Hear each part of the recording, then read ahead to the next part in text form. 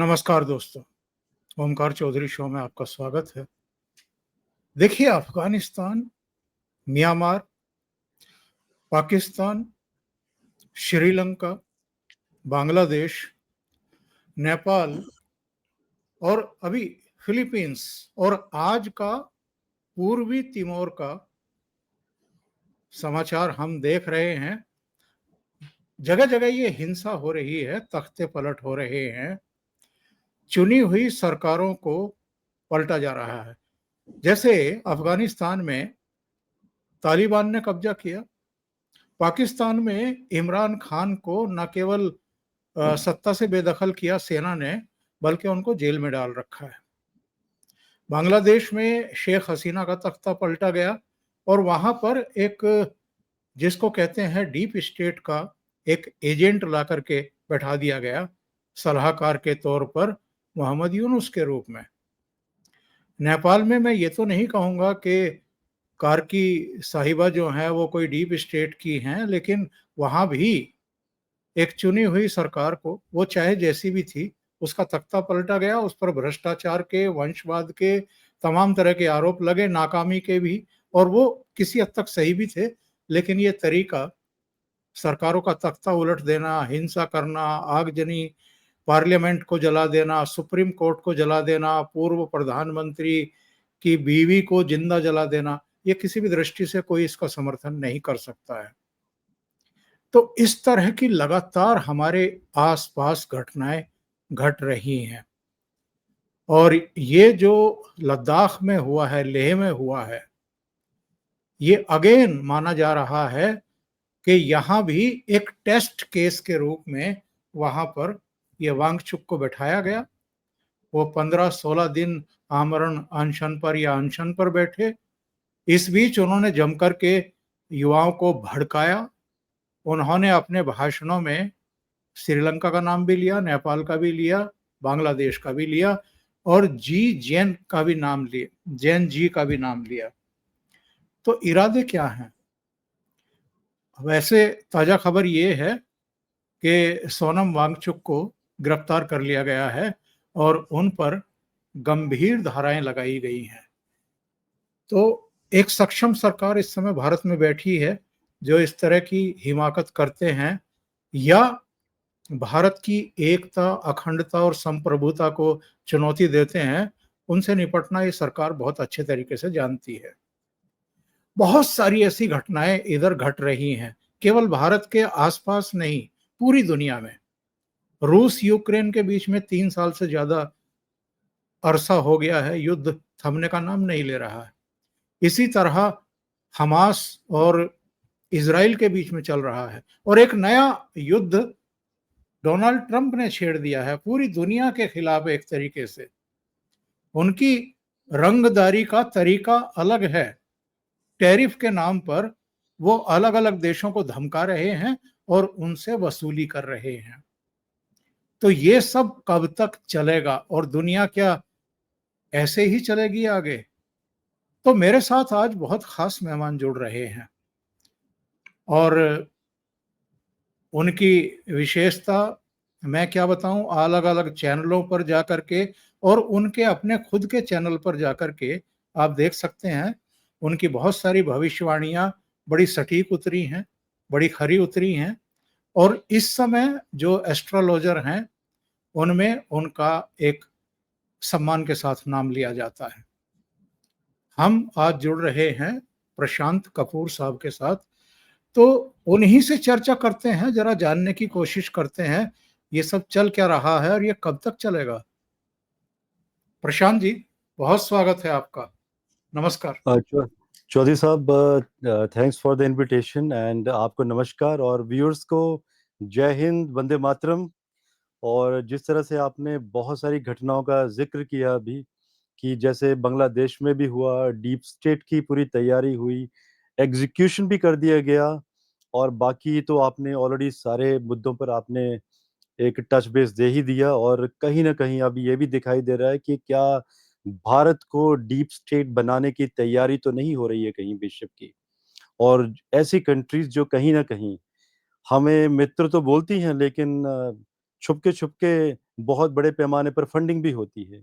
अभी जैसे सोनम वांगचुक के बारे में आपने कह ही दिया कि उनको अभी गिरफ्तार भी कर लिया गया है, जो अभी लेटेस्ट न्यूज़ आई है।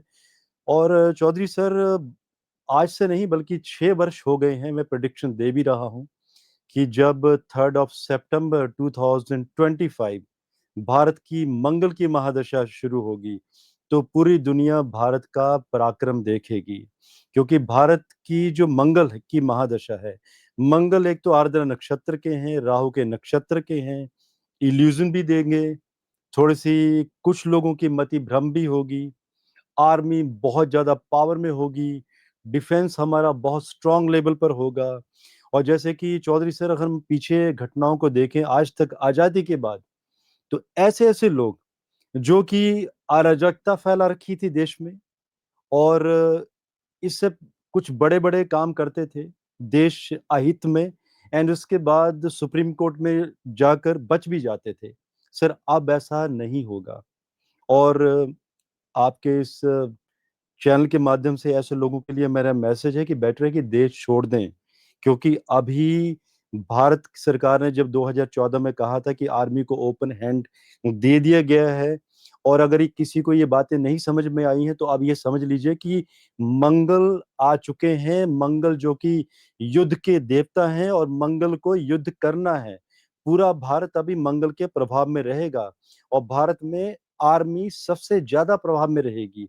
अगर सरकार एक परमिशन देगी, तो आर्मी उसको जीरो खुद ही मान लेगी आगे।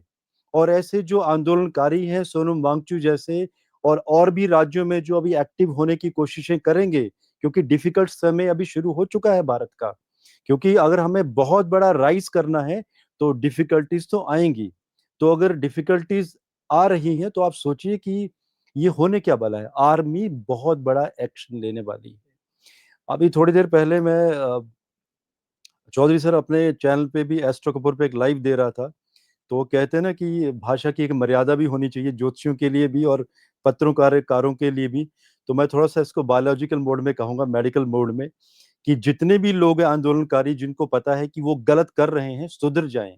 क्योंकि आर्मी आपके घुटनों के नीचे जो आपकी टीबिया बोन जुड़ी हुई है पैरों तक, छोड़ेगी नहीं उसको। और जब टीबिया बोन ब्रेक होती है तो कैसे होती है, वो व्यूअर्स खुद ही कमेंट कर देंगे, हमें बोलने की जरूरत नहीं पड़ेगी। और ये होगा इस बार, और लोग देखेंगे, और ऐसा एक्शन पूरी दुनिया देखेगी। और ये जो मानवाधिकार वाले जो अपना कटोरा लेके और जो बड़ी बड़ी बातें डेफिनेशन लेके आ जाते हैं, ये खड़े भी होंगे हमारी आर्मी के अगेंस्ट, और हमारे जितने भी योद्धा हैं उनके अगेंस्ट, की भाई आर्मी ऐसा कैसे कर सकती है। और आर्मी क्योंकि इतनी एक्टिवेशन, इतनी सक्रियता में होगी इस बार, कि आर्मी क्या करने वाली है, अगर उन्हें लगेगा कि कोई देश अहित में हरकतें कर रहा है और पुलिस के संरक्षण में है, तो वहां से वो गायब होने वाला है। और वो कहाँ गायब हो जाएगा व्यक्ति, पता भी नहीं चलेगा। तो ये बात अलग है कि भारत के लिए अभी डिफिकल्ट समय भी शुरू हुआ है।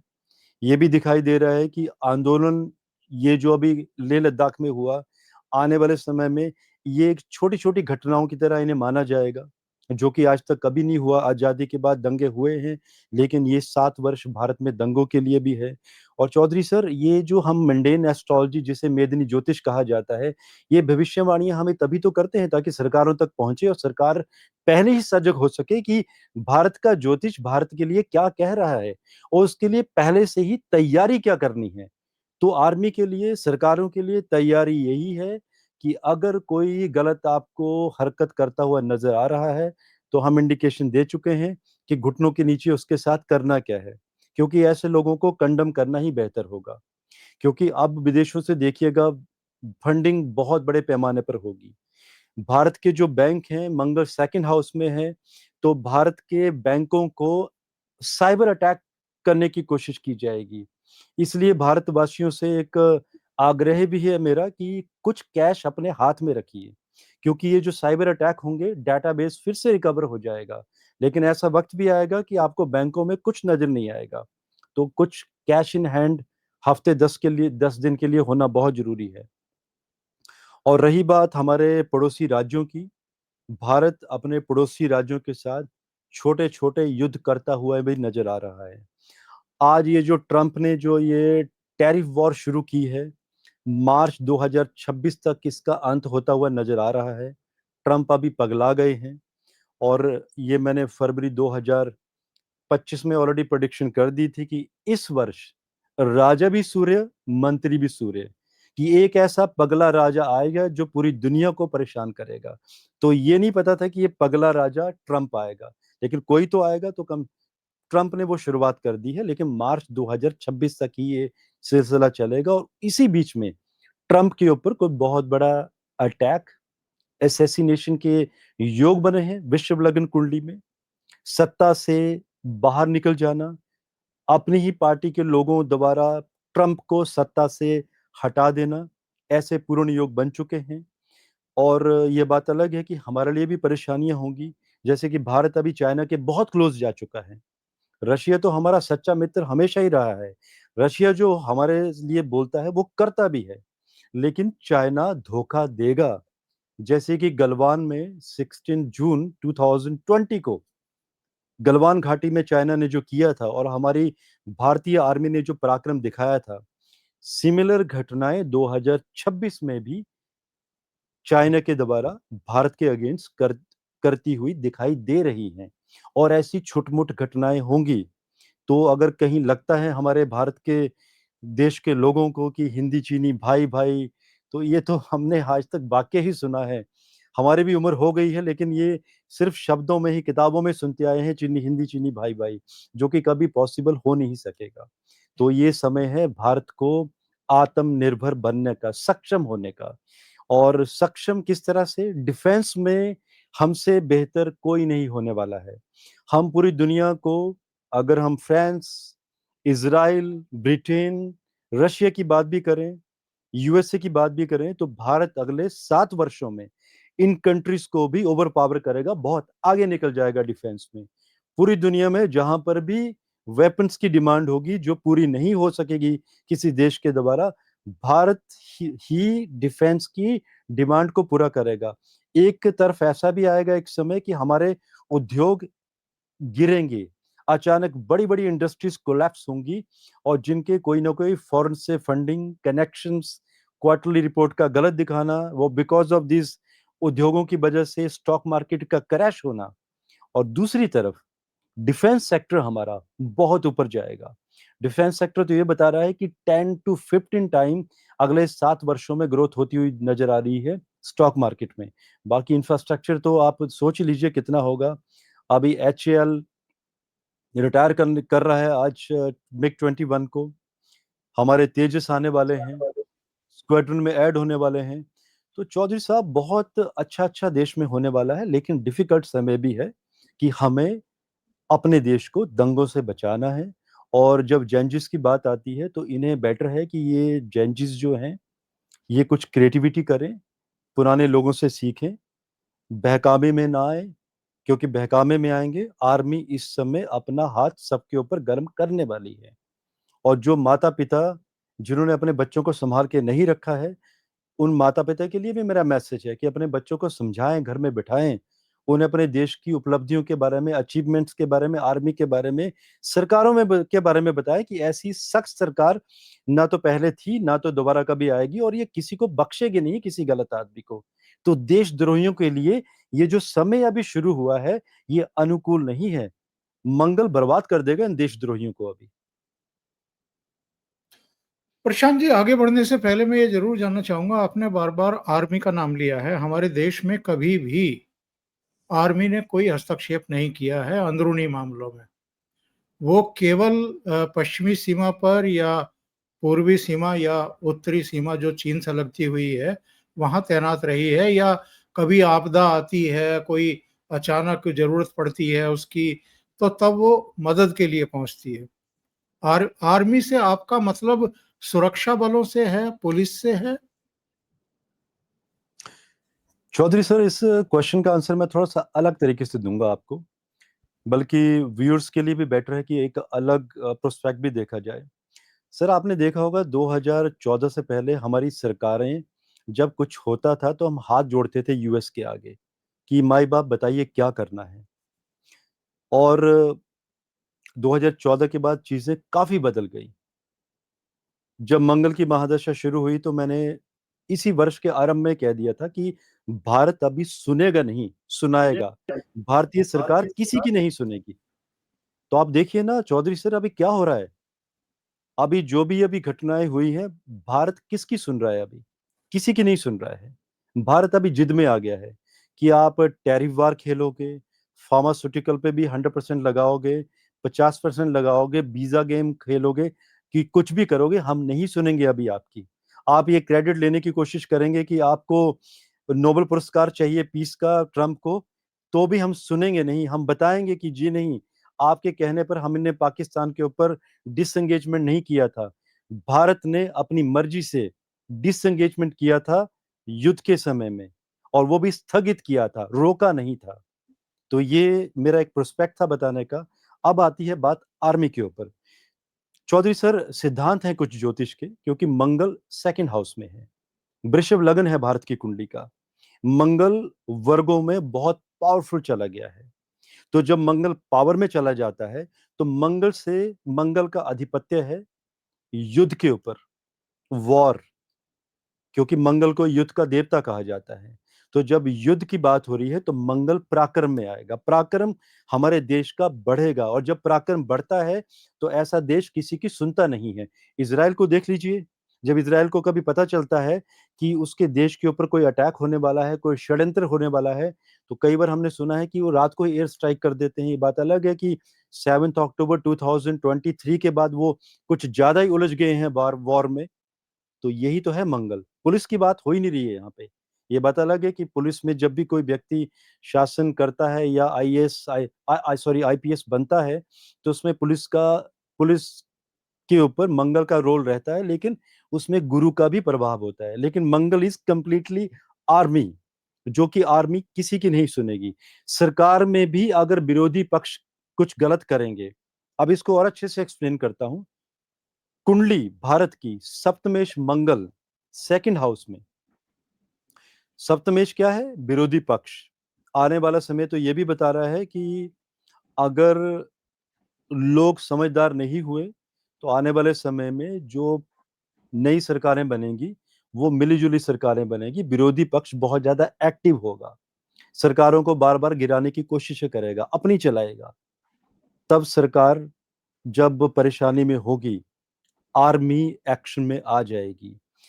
ऐसी पॉसिबिलिटीज 100% दिखाई दे रही है, जब आर्मी ही खुद कह देगी कि जी नहीं, ये रहेगा लीडर और ये 3 या 5 वर्ष राज करेगा।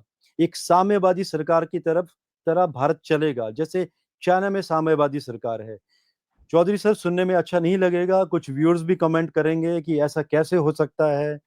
मैंने पहले भी जो भविष्यवाणियां दी हैं मंडेन एस्ट्रोलॉजी के आधार पर, सत्य हुई हैं, and I am very confident कि लोग ये देखेंगे कि भारत में लोकतंत्र तो रहा ही था, लेकिन थोड़ी सी एक जिद राजा के द्वारा, शासन में कठोरता, आर्मी का बड़ा एक्शन, आर्मी पूरी पावर में, जो कोई गलत काम करेगा किसी की सुनी नहीं जाएगी।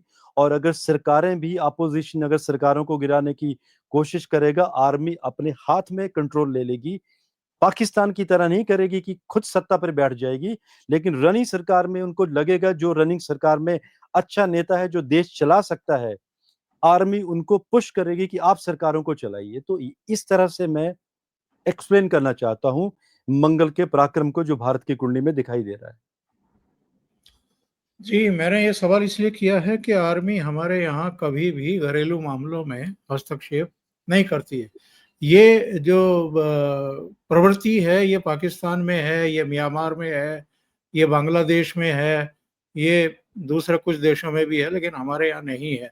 आप जो कह रहे हैं, देखेंगे, अगर इस तरह की कोई चीज़ होती है तो ये भारत के लिए बहुत विशेष परिस्थितियों में ही ऐसा होगा, अगर हुआ तो। लेकिन अभी भी इस पर मेरे समेत बहुत सारे लोग विश्वास सहज रूप में नहीं करेंगे। आगे बढ़ते हैं।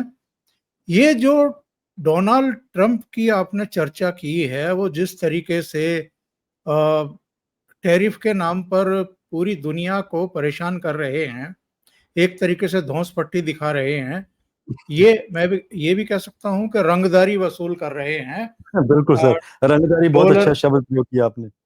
डॉलर का जो सिंहासन डोल रहा है उसको बचाने के लिए, और जो अर्थव्यवस्था डूब रही है अमेरिका की उसको किनारे लगाने के लिए। ये कब तक चलेगा इनका? और अभी आपने कहा है कि उन पर कोई अटैक भी हो सकता है, उनकी हत्या का प्रयास भी किया जा सकता है। ऑलरेडी जब चुनाव प्रचार कर रहे थे 2 या 3 बार उनके ऊपर अटैक हुआ था। एक बार तो कान से छूती हुई गोली निकल गई थी। और अभी उनके करीबी चार्ली का मर्डर किया ही गया है। तो जी हाँ। अमेरिका में पहले भी राष्ट्रपतियों के साथ इस तरह की वारदातें हो चुकी हैं। तो ये आपने किस तरीके से प्रेडिक्ट किया है? चौधरी सर, अगर हम यूएस की कुंडली का विश्लेषण करें तो सिंह लगन की कुंडली है, और ट्रंप की भी कुंडली लियो एसेंडेंट की ही है। ट्रंप 60 सदी के पीरियड से चल रहे हैं अभी। मुंथा और मुंथेश दोनों बिगड़े हुए हैं, मारक ग्रहों को प्रभावित कर रहे हैं। अभी जो चंद्र ग्रहण आया था 7 सितंबर को कुंभ राशि के ऊपर, वो उनकी कुंडली में वृश्चिक राशि है, 4th हाउस में चला गया है। चौथा घर जनता का है, जनता विरोधी होगी, सड़कों पे उतरेगी, यूएसए में आंदोलन करेगी। चौथा घर देश की स्थिति की पीस का भी है, शांति का भी है, पूरे देश का पीस बिगड़ने वाला है। पंचम घर, अभी जो सूर्य ग्रहण 22 सितंबर को पड़ा है कन्या राशि में, उसने भी प्रभावित किया है 2nd हाउस को यूएसए के, और ट्रम्प की कुंडली के भी 2nd हाउस को। 2nd हाउस है हमारा बैंकिंग सिस्टम। आपका 5th से जब कनेक्शन बनता है तो ये है स्टॉक मार्केट, और 2nd हाउस हमारी वाणी भी है। तो ट्रम्प वाणी मतलब कुछ ऐसी वाणी में दोष, कुछ ऐसी बातें बोल जाएंगे जो उनके अपने लोगों को अच्छी नहीं लगेगी। अपनी पार्टी के लोग उनके एंटी होने वाले हैं, वो अपनी पार्टी के लोगों के अगेंस्ट कुछ करने वाले हैं। जैसे उनके मित्र टेस्ला के जो प्रेसिडेंट हैं, जो इन्होंने हरकतें की, आज उनको छोड़कर चले गए हैं। अब देखिएगा, अभी एक गया है, कई जाएंगे उनको छोड़कर। और रही बात यूएस की, अभी इसके ऊपर मैंने विश्लेषण किए हैं। दिखाई दे रहा है कि अक्टूबर 2025 में यूएस से क्या स्टॉक मार्केट एक बड़े क्रैश की तरफ जाता हुआ दिखाई दे रहा है, और यूएसए का जो रियल एस्टेट मार्केट है वो अचानक धड़ाम से गिरेगा, और यूएसए में बहुत बड़ा रिसेशन। तो ये काफी समय से मैं प्रेडिक्शन करता आ रहा हूँ चौधरी साहब अपने चैनल एस्ट्रो कपूर में, कि यूएसए में एक बहुत बड़ा रिसेशन शुरू होगा सितंबर 2025 में। लेकिन ये नहीं पता था कि ट्रंप इस रिसेशन को खुद ही ले आएंगे, वो अपने पैरों में खुद ही कुल्हाड़ी कुल्हाड़ी मारेंगे। तो उन्होंने खुद ने खुद कहीं ना कहीं कुल्हाड़ी मार दी है अपने पैरों पर। तो आज भी अगर उन्हें लगता है कि ये सब करके वो यूएसए के लिए हित कर रहे हैं, जी नहीं, अहित करते जा रहे हैं। और दिखाई दे रहा है कि आने वाले समय में यूएस में राष्ट्रपति का बदलाव होता हुआ नजर आ रहा है। तो ट्रंप बहुत लंबे समय के लिए नहीं है, कुछ एक समय के लिए हैं। उनकी कुंडली बहुत ही प्रतिकूल चल रही है उनके अगेंस्ट। तो मैं ये कहूंगा कि भगवान सद्बुद्धि दे उनको, क्योंकि कहीं ना कहीं वो नोबेल पुरस्कार के लिए आगे बढ़ने की कोशिश कर रहे हैं कि कहीं ना कहीं कतर में स्ट्राइक करवा दो इसराइल को बोल के।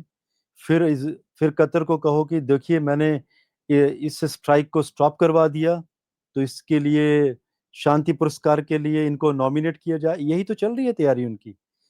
काफी समय से ये कह रहे थे कि देखिए मैंने मोदी को कह के पाकिस्तान के साथ युद्ध रुकवा दिया। ये बात अलग है कि कि मोदी जी से लड़ना आसान नहीं है। मोदी जी की कुंडली, जिनका वृश्चिक लगन, स्कॉर्पियो असेंडेंट, चंद्र मंगल लगन में शत्रु हंता योग बना हुआ है, वो कहाँ उलझ गए हैं मोदी जी के साथ। उस व्यक्ति को समझ ही नहीं आ रहा है कि भाई तुम एक स्कॉर्पियो पर्सन, और वो भी शत्रु हंता व्यक्ति, जिसको तुम जितना विरोध करोगे वो उतना ही निखर कर आएगा। तो इस बार ट्रंप गलत भिड़ गए। वो गलत पॉपुलैरिटी के चक्कर में, एक नोबेल पुरस्कार के चक्कर में वो ऐसा गलत भिड़ गए हैं कि वो आने वाले समय में पार्टी अपनी तो दूर की बात है, वो सड़कों पे नजर नहीं आएंगे लोगों को। शर्म के बारे में बाहर निकल भी नहीं पाएंगे। और क्योंकि 2nd हाउस सुसाइडल टेंडेंसी का भी है, तो ऐसे लोगों को कई बार सेटबैक लगती है, अपनी जान खुद ले लेते हैं कई बार।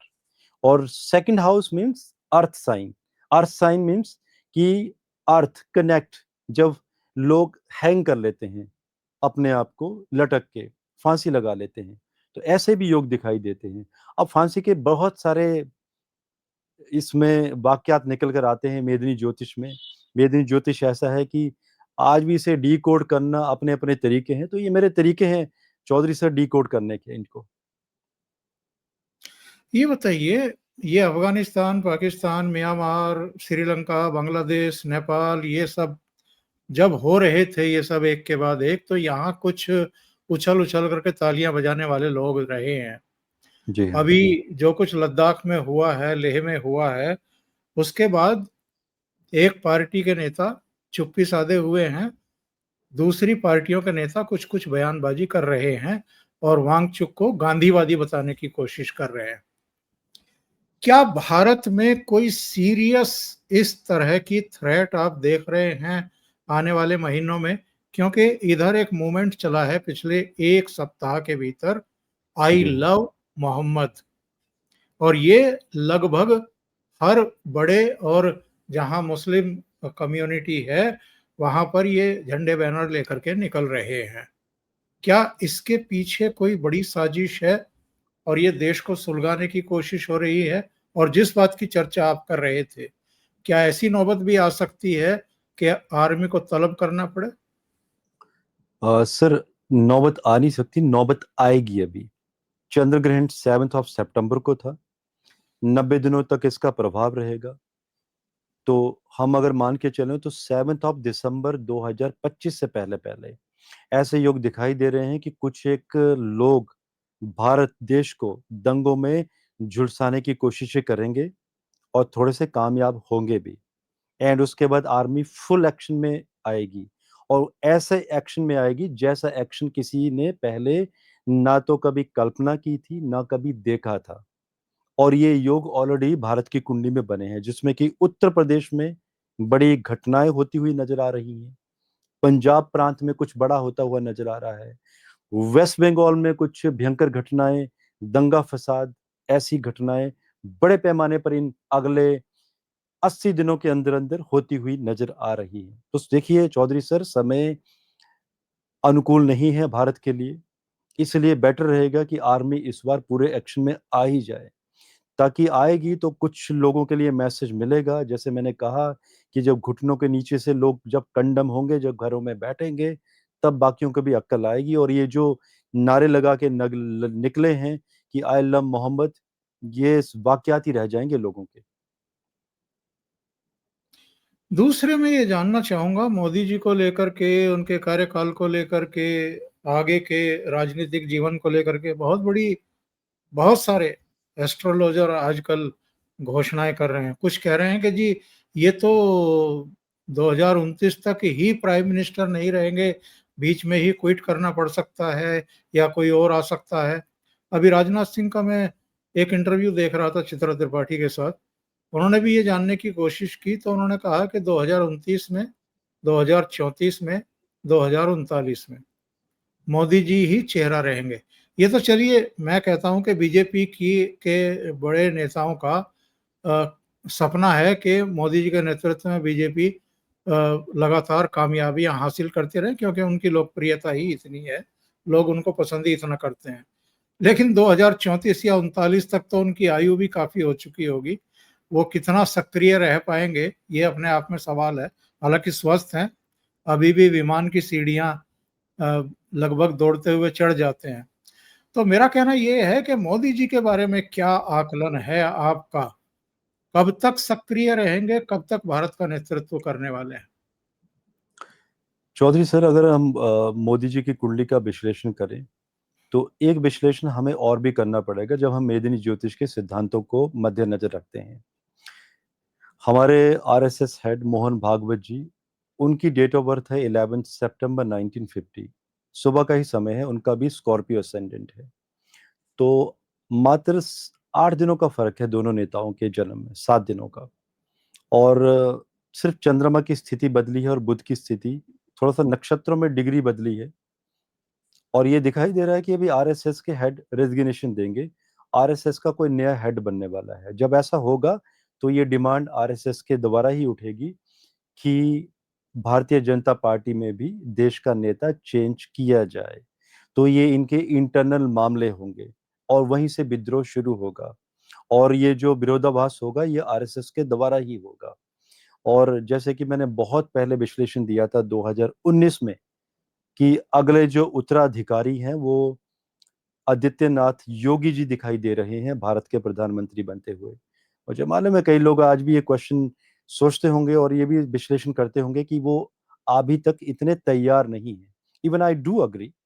जब हम एक देखते हैं कि नेता के पास क्या क्या अचीवमेंट्स होनी चाहिए, किन चीज़ों की जानकारी ज्ञान होना चाहिए, मैं इस बात को मानता हूं कि अभी पूरे तरीके से तैयार नहीं है वो प्रधानमंत्री बनने के लिए। लेकिन नेक्स्ट डिमांड वही होंगे, उत्तराधिकारी वही होंगे, बनेंगे वही। अब ये भी पॉसिबिलिटीज प्रोबेबिलिटी है कि वो मोदी जी के नेतृत्व में, Modi ji as a guide उनको गाइड करते रहे ऊपर बैठ के, as a Guru, as a preceptor. लेकिन आगे योगी आदित्यनाथ जी सत्ता में आते हुए दिखाई दे रहे हैं, जिसमें कि इस वर्ष और मान के चलिए मई 2026 तक पार्टी के अपने ही नेताओं के द्वारा और आरएसएस के द्वारा विरोध होगा मोदी जी का कि मोदी जी सत्ता छोड़कर किसी और को ट्रांसफर दे दें। अब देखिए ये पार्टी के अपने मामले भी हैं कि पार्टी क्या चाहती है। मोदी जी खुद कह चुके हैं कि बड़े पदों में कोई भी व्यक्ति 75 वर्ष की आयु के बाद नहीं रहेगा। रूल रेगुलेशन उन्हीं के बनाए हुए हैं। जब हम बात करते हैं चौधरी सर मंडेन एस्ट्रोलॉजी की, ज्योतिष की, तो हम देश काल पात्र और इन तथ्यों को भी लेकर चलते हैं जो मोदी जी ने खुद तय किए थे। तो जब इन्हें खुद तय किए तथ्यों को लेकर चलते हैं तो आगे सत्ता का परिवर्तन होता हुआ दिखाई दे रहा है। ये देश तैयार होगा मोदी जी के जगह किसी और को जब तक वो स्वस्थ हैं? देश का मानस क्या है? देखिए अगर एज ए एस्ट्रोलॉजर मैं अलग बात करूं, as a civilian, normal civilian and geopolitical विश्लेषण की बात करूं, तो तब तो दिखाई दे रहा है कि मोदी जी अगले 10 वर्षों तक रहेंगे। लेकिन ज्योतिष के आधार की बात करूं तो आगे स्थितियां खराब होती हुई नजर आ रही हैं उनके लिए। दूसरे, मोदी जी पर लगातार अटैक करना, लगभग गाली गलौज की भाषा में, असभ्यता के तरीके से। राहुल गांधी, कुछ लोगों का कहना है कि ये जो नेता प्रतिपक्ष का पद है ये शायद इनके जीवन का सर्वोच्च पद है, इसके आगे शायद ही ये बढ़े। आपका क्या आकलन कहता है, कभी प्रधानमंत्री बनेंगे? क्या प्रधानमंत्री का योग है? चौधरी जी, राहुल गांधी जी की कुंडली में एक तो केमेद्रुम योग बना हुआ है। गुरु की एक अच्छी स्थिति है, गुरु वर्गों में बहुत अच्छा है, D9 D10 D12 में। तो जब जब भी गुरु अच्छे तरीके से ट्रांजिट में आता है, इनकी पार्टी उन राज्यों में इलेक्शन जीत जाती है। तो लेकिन 2030 के बाद बहुत डिफिकल्ट समय रहेगा कांग्रेस के लिए। और ऐसे दिखाई दे रहा है कि 2030 के बाद कांग्रेस होगी भी, ये एक अपने आप में बहुत बड़ा विषय होगा ज्योतिष का। और ये विश्लेषण मैंने 2019 में किए थे और इसका वीडियो मैंने डिटेल में दिया था ज्योतिष के छात्रों के लिए कि किस तरह से एक कुंडली का विश्लेषण करना होता है। रही बात मोदी जी के बारे में कि राहुल गांधी जी बहुत कुछ बोलते हैं, अनाप शनाप बोलते हैं उनके बारे में। उन्होंने देखा भी होगा जब 2019 में भी इन्होंने कहा था कि राफेल के बारे में कि हमारा जो देश का चौकीदार है वो चोर है। अब देखिए चोर करते करते सीटें इन्होंने खुद बढ़ा दी थी। और मैंने उस समय एक वीडियो भी दिया था। मैंने कहा था कि मोदी जी की कुंडली में योग है कि जितना उनके अगेंस्ट कुछ आप बोलोगे, जितना गाली गलौज करोगे उनके अगेंस्ट, वो उतनी ही ज्यादा पावर में आएंगे। वो उनके योग ही ऐसे बने हैं क्योंकि नवमेश और षष्ठेश का लगन में चले जाना ऐसे ही होता है ऐसे व्यक्ति के साथ। जितना बुरा बोलोगे ये ऐसा व्यक्ति उतना ही निखर कर आएगा। रही बात राहुल गांधी जी की कुंडली की, तो योग नहीं है, प्रधानमंत्री तो नहीं बन पाएंगे। और जो चल रहा है उनकी लाइफ में चीजें चलती रहेंगी थोड़ी बहुत, लेकिन आगे कुछ और परिवर्तन होंगे। इनकी अपनी पार्टी के लोग एंटी होंगे, विघटन होगा कांग्रेस में, टूटेगी कांग्रेस आगे। और कुछ नए नेता बाहर निकल कर आएंगे। आपने सिंधिया जी को भी देख लिया होगा किस तरह से वो पार्टी से निकलकर सेंटर में आ गए थे और बीजेपी के साथ जुड़ गए थे। वो भी ये जानते हुए कि अगले चीफ मिनिस्टर वही होते थे मध्य प्रदेश के, लेकिन फिर भी छोड़ दी उन्होंने पार्टी। तो आप सोचिए बहुत बड़ी सेटबैक थी कांग्रेस के लिए वो। दूसरे मैं ये भी जानना चाहूंगा, माँ बेटा और इनके बहनोई तीनों पर मुकदमे शुरू हो चुके हैं। इन पर नेशनल हेराल्ड का, उन पर शिकोहपुर की जमीन के घोटाले का। क्या कहता है आकलन, और तारे सितारे क्या कहते हैं? क्या जेल की हवा खाएंगे या बच जाएंगे? फिर से सुप्रीम कोर्ट का रहम इन पर रहेगा? जिस तरीके से सूरत कोर्ट ने 2 साल की सजा सुना दी थी, मेंबरशिप भी चली गई थी पार्लियामेंट की, बंगला भी छिन गया था, लेकिन सुप्रीम कोर्ट की वजह से फिर बहाल हो गया। तो ये गंभीर ओपन एंड शट केस माना जा रहा है नेशनल हेराल्ड का, और 7 मुकदमे हैं इन पर। अभी तो एक का ट्रायल शुरू हुआ है। जी। चौधरी सर, मुझे आज भी याद है जब राहुल गांधी को संसद से बाहर निकाल दिया गया था, तो उसी समय मैंने एक वीडियो दिया था उन दिनों में, और मेरे चैनल पे भी अवेलेबल है। तब मैंने कहा था कि राहुल गांधी को क्लीन चिट मिलेगी, और मैंने विश्लेषण किए थे, समय सीमा बताई थी प्रॉपर तरीके से। और बहुत लोगों ने मेरा विरोध किया था कि मैं राहुल गांधी का एस्ट्रोलॉजर हूँ। कई लोग मुझे मोदी जी का भी ज्योतिषी कहते हैं, कई लोग केजरीवाल का भी कहते हैं, कई लोग समाजवादी पार्टी का। तो बहुत कुछ सुनना पड़ता है, लेकिन जब हम विश्लेषण करते हैं तो हमें निष्पक्ष होना पड़ता है विश्लेषण के लिए। तो जो मैंने कहा था कि राहुल गांधी को क्लीन चिट मिलेगी और वो फिर से अपनी संसद की सदस्यता बहाल होगी, हुई उनकी, और वो फिर से वापस आए। ये बात अलग है कि मुझे भी विरोध का सामना सहना पड़ा उस समय, लेकिन अभी जो आने वाला समय है उनका, क्योंकि भारत में मंगल में राहु का अंतर भी आने वाला है, और मार्च 2026 में, उस समय चंद्र ग्रहण, सूर्य ग्रहण, ये स्थितियां, अगर ये सिद्धांत मैं कांग्रेस की कुंडली पर अप्लाई करूं और राहुल गांधी और उनकी माता जी की कुंडली पर अप्लाई करूं और उनके बहनोई पे, तो बहुत डिफिकल्ट समय आने वाला है इन लोगों के लिए। क्योंकि 12th हाउस एक्टिवेट होगा, 12वां घर होता है hospitalisation and prolong illness and लंबी जेल यात्राएं। तो बाहर में घर का सक्रिय होना जेल यात्रा के योग बनाता है, वो भी बहुत लंबे समय तक, जिसमें कि अगर 9th हाउस भी पीड़ित हो जाए तो बेल भी नहीं मिल पाती है, नॉन वेलेबल वारंट इशू होते हैं, क्योंकि जब भाग्य नहीं बचेगा तो बेल भी नहीं मिलेगी। तो देखिए, आप अपने एनालिसिस के तरीके से कह रहे हैं, मैं ज्योतिष के आधार पर ये बात कह रहा हूं। प्रशांत जी, बहुत बहुत धन्यवाद आपका जुड़ने के लिए, बहुत महत्वपूर्ण मुद्दों पर भविष्यवाणियां करने के लिए। हम भी, दर्शक भी, बड़े जिज्ञासापूर्ण तरीके से इन चीज़ों को देखेंगे। और कुछ कुछ चीज़ें तो एक्चुअल में भारत में शुरू हो चुकी हैं ऑलरेडी।